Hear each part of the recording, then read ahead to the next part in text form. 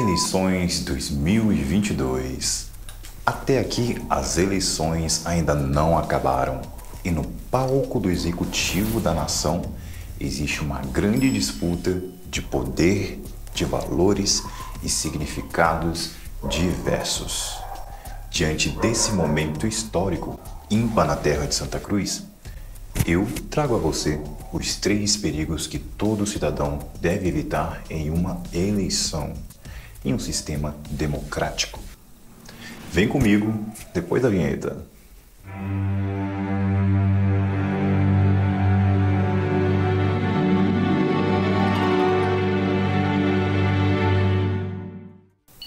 Oi, eu sou Marlon Ferreira. Estou iniciando um projeto de conteúdo a longo prazo aqui no YouTube e já peço de boa vontade a sua inscrição, o like, o compartilhamento deste vídeo e seu precioso comentário. Isso ajuda o crescimento do meu trabalho aqui. Conto com sua cooperação. Agradeço de coração. Vamos ao conteúdo? Pessoal, já deixo claro que, embora o conteúdo a seguir possa servir de forma universal a todo o planeta, a correlação de perguntas e apontamentos serão feitos pensando no sistema atual da República Federativa Brasileira. Bom, o tema é a velha conhecida e forma de regime governamental chamada democracia. As eleições do país quase chegaram ao fim. A maior parte do povo brasileiro compareceu às urnas no dia 2 de outubro e deixou uma importante parte nessa ação, que é votar dentro desse dito sistema. Enfim, no Brasil é muito costumeiro ouvirmos discursos apaixonantes, seja ditos em clichês como, abre aspas, precisamos defender a democracia ou o sistema democrático, fecha aspas. Ou em discursos elaborados de políticos a intelectuais que quase deificam esse sistema que boa parte dos países modelaram dos gregos nos anos 510 a.C. Enfim, parece ser um sistema perfeito e insubstituível. Será mesmo? Reflita nas seguintes perguntas. A democracia possui defeitos? Porque muito pouco é dito nos meios institucionais do governo sobre as possíveis falhas grotescas que esse sistema pode oferecer a um povo. O povo, com sua maioria de eleitores, sempre estará certo? O sistema é plenamente seguro? Quem conta os votos? Como é feita a auditagem dos votos? A auditagem? Uma das definições universais de democracia é a seguinte: democracia é um regime político em que todos os cidadãos elegíveis participam igualmente, diretamente ou através de representantes eleitos, na proposta, no desenvolvimento e na criação de leis, exercendo o poder da governação através do sufrágio universal. Creio que quase todo brasileiro está careca de saber isso, Mas, seja para quem tem muito cabelo ou não em sua cabeça, bem sei que são poucos que sabem o que direi a seguir. E quando não de forma mediana, a questão é que a opinião pública certamente não tem noção dos perigos que há em eleger péssimas pessoas para ocupar os cargos dos 3 poderes. Com você, o perigo número 1. Primeiro perigo: a glorificação da mediocridade. Glorificar a mediocridade é um ato consciente e deliberado que candidatos mal intencionados adoram realizar durante as campanhas eleitorais. A palavra medíocre pode ter significados como mediano, comum, pequeno. Políticos de caráter duvidoso exploram cidadãos que possuem de intelecto mediano a condições econômicas pequenas, através da glorificação, da bajulação, da falsa modéstia, em elevar seus discursos com retoques maquiados, estéticos, que buscam afetar os sentimentos da maioria das pessoas. Pessoas essas que, ao menos no estágio atual da civilização, têm em sua maioria cidadãos que categoricamente são medianos, social, intelectualmente, emocionalmente e espiritualmente. Exemplos que vão desde a exploração do estilo de vida comum, de pessoas que trabalham uma jornada intensa de 6 a 8 horas, que passam décadas trabalhando duro para ter uma alimentação digna, pagar prestações de uma casa dita própria, que usam transporte público, por vezes precários e repetidamente lotados. Cidadãos simples, que possuem pouco conhecimento ou experiência na vida em sociedade, que não conseguem ultrapassar camadas sociais e econômicas básicas ou ter disposição para terem o conhecimento de bons livros, de saber ouvir bons informantes, seja por vídeo ou áudio. Esses são os alvos preferidos por demagogos que buscam por votos até chegarem no poder. Por isso, caro cidadão, eu te digo, dobrem a régua do julgamento toda vez que ouvirem, especialmente em época eleitoral, candidatas que levantam demasiadamente com sentimentalismos, afetações regadas em boa oratória para atingir o estado emocional, por vezes sofridos, das pessoas comuns, que pouco avançam, né? E mantendo assim a rotineira corrida dos ratos. Essas pessoas, felizmente, elas rotineiramente vivem a chamada corrida dos ratos. E esse tipo de sistemática política alimenta isso. Convenhamos, essa é ainda a realidade da labuta diária da maior parte do nosso povo. Por isso, seja um exemplo a eles. E se não compartilhou esse vídeo ainda, faça isso agora. Vai, dê uma pausa, respire fundo e let's go. Vamos lá. É isso aí. Outro problema da glorificação da mediocridade são alguns regimentos de instituições da República que aceitam potenciais funcionários sem a devida competência técnica, ética e moral para ocupar cargos decisivos à boa gestão pública. Preste bem a atenção. Nos postos públicos deveriam ocupar os melhores cidadãos possíveis, observando critérios que podem até serem medianamente técnicos. Isso até dá para relevar, mas que no tocante a valores e ética, a moralidade deve ser excepcional.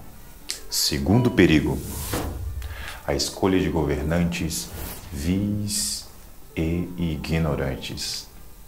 Vis e ignorantes. Galera, calor aqui em Brasília, Recanto das Emas, tá muito quente. Aí troquei a blusa aqui, vamos continuar. Democracia sempre foi sinônimo de diálogo. Helicóptero passando. Vamos voltar um pouquinho.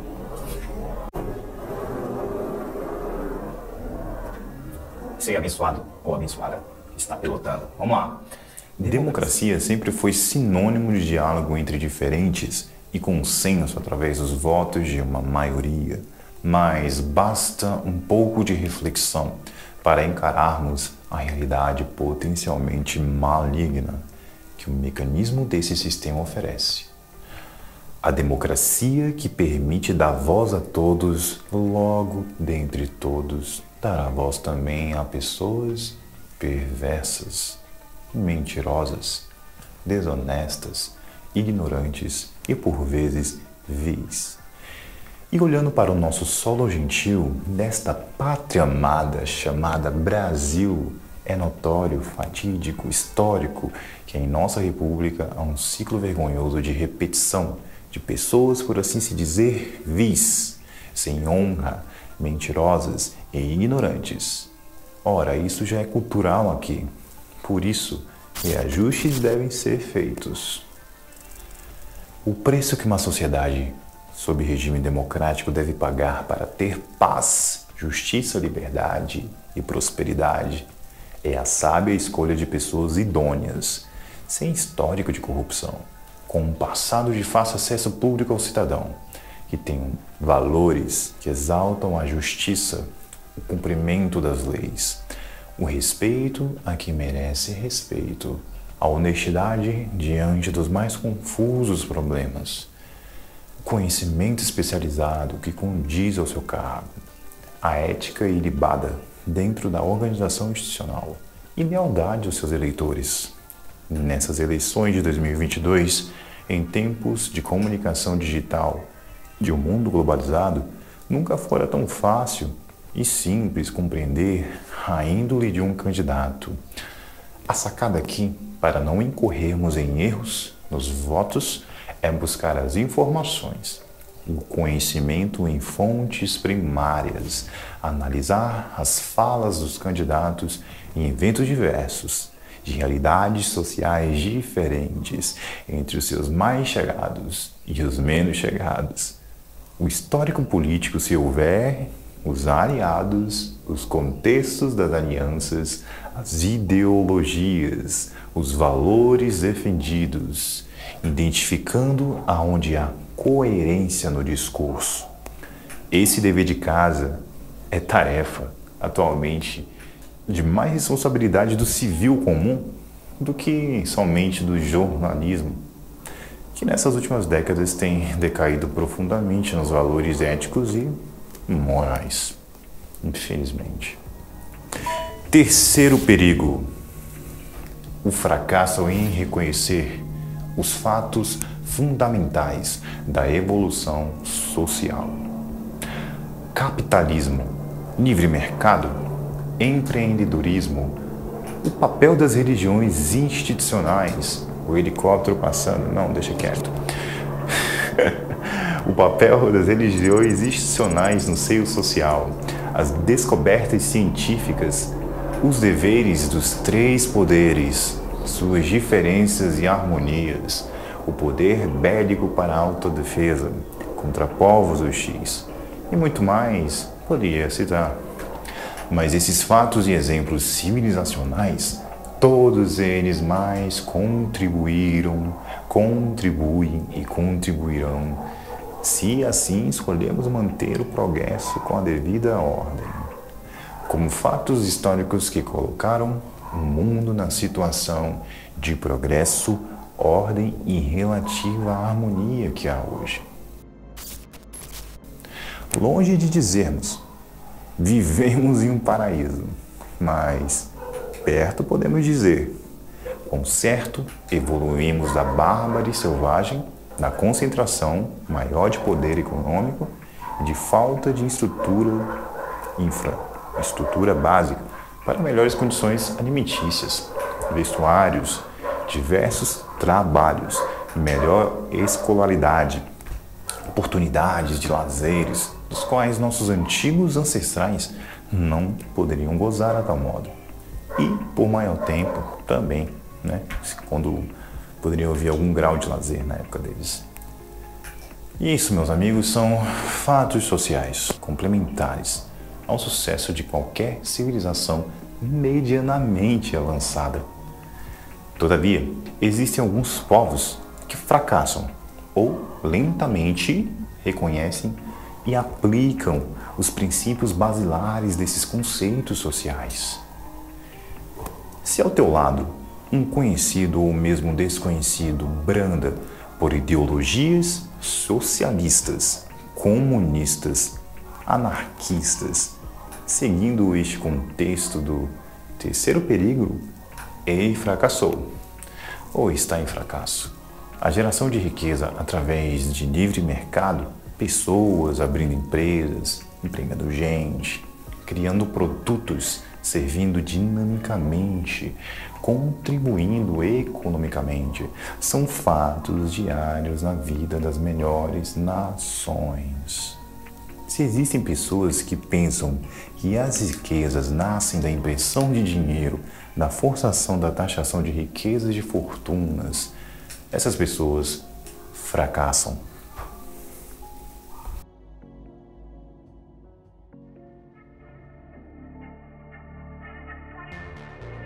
Esses foram fatos sociais e econômicos. Se liga agora neste outro espectro, sobre as religiões institucionais.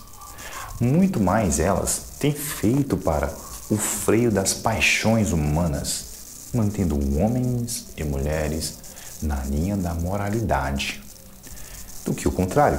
Se você possui preconceito ou até conceitos baseados em fatos sobre os problemas de religiões ou de religiosos que erram a grosso modo, para aí veja que tais ocorrências não são um norte histórico das comunidades religiosas.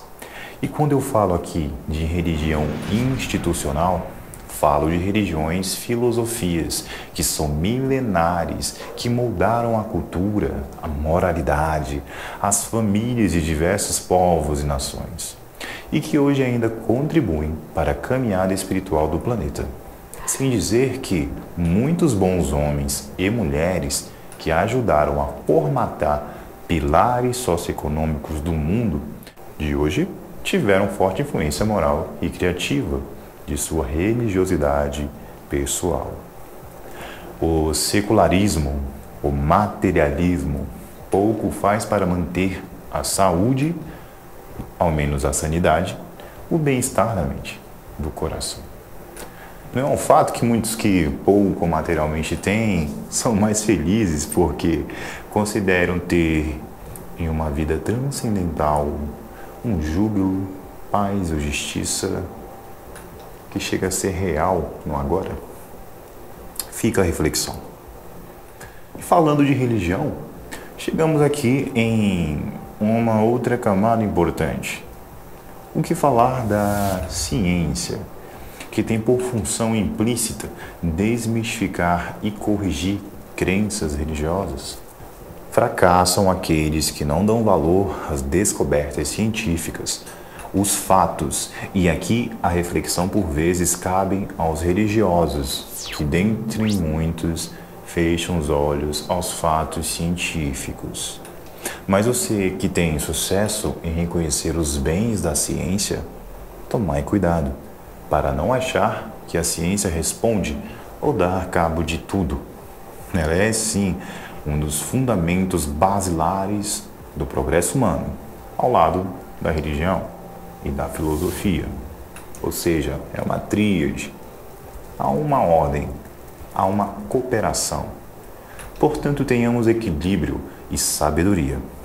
Cuidado com os candidatos que usam hipocritamente de discursos religiosos em suas campanhas, não por realmente crer em algo, mas por tirar proveito de algo que pode ser reflexo maior das crenças de uma nação, né? Vídeo exemplo da maioria cristã em nosso país. Vocês viram aí muitos candidatos fazendo exatamente isso que eu estou relatando. Ao contrário, candidatos que já seguem uma linha religiosa que já vem de anos. É por isso que os contextos devem ser analisados. Fica a dica. Cuidado também com os candidatos que amam citar os fatos científicos fora do contexto, ou de repetir falácias de certeza sobre um dado científico que não é consenso, que traz uma fala só para justificar uma falácia, um raciocínio que dá em armadilha para o eleitor. Galera, esses foram os 3 perigos que um regime democrático representa.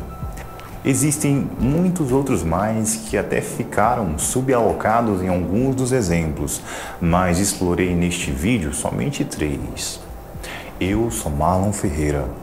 Espero ter contribuído positivamente para a sua vida cívica, que nesta eleição tão singular para a nossa nação, aonde concorrem na presidência e também nos cargos legislativos pessoas vis e ignorantes, exploradores dos simples e nécios, possamos escolher os indivíduos que usam a máquina pública de maneira limpa, inteligente, econômica, sábia e eficazmente. Que possamos zelar pela transferência na auditagem dos votos. Isso aí é um recado mais para quem já está no poder, né? Vamos lá. Democracia que não tem auditagem clara dos votos para o eleitor pode ser qualquer outra coisa, né? Menos democracia. Peço por gentileza que comente aqui o que achou deste vídeo. Estou aberto para analisar pedido de temas, assuntos de qualquer âmbito da vida, humana e até supra-humana. Já ouviram falar dessa palavra? Supra-humana? Pois é. Se você não é meu inscrito, me siga inscrevendo-se, aquele botão vermelho, dá um clique lá. Se gostou, dá um like. Se te motivou, compartilhe com quem quiseres. Termino por aqui dizendo que o conteúdo deste vídeo foi feito inspirado nos ensinamentos do documento 71, O Desenvolvimento do Estado, capítulo 2 do livro de Urântia, chamado de A Evolução do Governo Representativo. É o nome aí do documento. Gratidão e um forte abraço.